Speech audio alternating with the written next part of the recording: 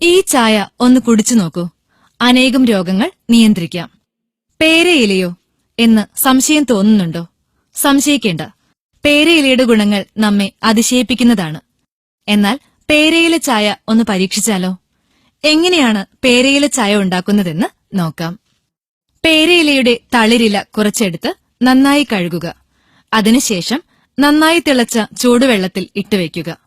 1 മിനിറ്റിനു ശേഷം ആ വെള്ളത്തിൽ സാധാരണ ചായ ഉണ്ടാക്കുക. പേരയില ചായ റെഡി.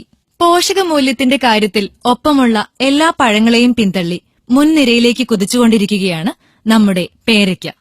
എന്നാൽ പഴം മാസാണെങ്കിൽ പേരയില മരണമാസാണെന്നാണ് ന്യൂട്രീഷനിസ്റ്റുകൾ ഇപ്പോൾ പറയുന്നത്. തെക്കേ അമേരിക്കയിലെ പല രാജ്യങ്ങളിലും പഴമക്കാർ പാരമ്പര്യ വൈദ്യത്തിൽ വർഷങ്ങളായി ഉപയോഗിച്ചു വരുന്നതാണ് പേരയില.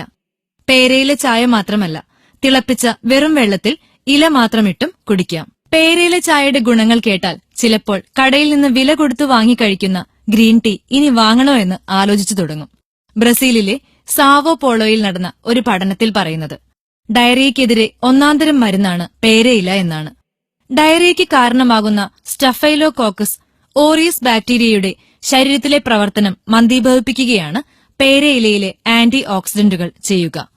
വയറുവേദന കുറയ്ക്കുകയും അസുഖം പെട്ടെന്ന് മാറ്റാനും ഇവയ്ക്ക് സാധിക്കുമത്രേ. 6 മുതൽ 8 ആഴ്ച കൊണ്ട് ശരീരത്തിലെ ചീത്ത കൊളസ്ട്രോൾ കുറയ്ക്കാൻ പേരയില ചായയ്ക്ക് സാധിക്കും.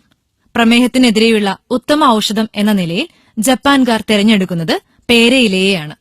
രക്തത്തിലെ പഞ്ചസാരയുടെ അളവ് ക്രമപ്പെടുത്താനും സുക്രോസ്, മാൾട്ടോസ് എന്നിവയുടെ ആഗിരണം ഒരു പരിധിവരെ തടയുകയും ചെയ്യും. കാർബോഹൈഡ്രേറ്റ് ഷുഗറായി മാറ്റുന്ന പ്രവർത്തനത്തെ തടയുമെന്നതിനാൽ തൂക്കം കുറയ്ക്കാനും പേരയിലയ്ക്ക് കഴിയും. പേരയിലയിലുള്ള ലൈക്കോപ്പീൻ എന്ന ആന്റി ഓക്സിഡന്റുകൾ കൊണ്ട് മറ്റൊരു പ്രയോജനമുണ്ട്. പ്രോസ്റ്റേറ്റ്, ബ്രസ്റ്റ്, വായിലെ ക്യാൻസറുകൾ എന്നിവ തടയും. ആന്റി ബാക്ടീരിയൽ ഘടകങ്ങൾ ഉള്ളതിനാൽ പല്ലുവേദന, വായിലെ അൾസർ, മോണയിലെ പഴുപ്പ് എന്നിവ അകറ്റും. മുടി കൊഴിയുന്നത് തടയുകയും ഉറക്കമില്ലായ്മ ക്രമീകരിക്കുകയും ചെയ്യുമെന്നതും വിദഗ്ധർ പറയുന്നു. അടിമുടി ഗുണം മാത്രമുള്ള പേരയില വെറുതെ മുറ്റത്തു വാടി വീഴ്ച കളയരുതേ.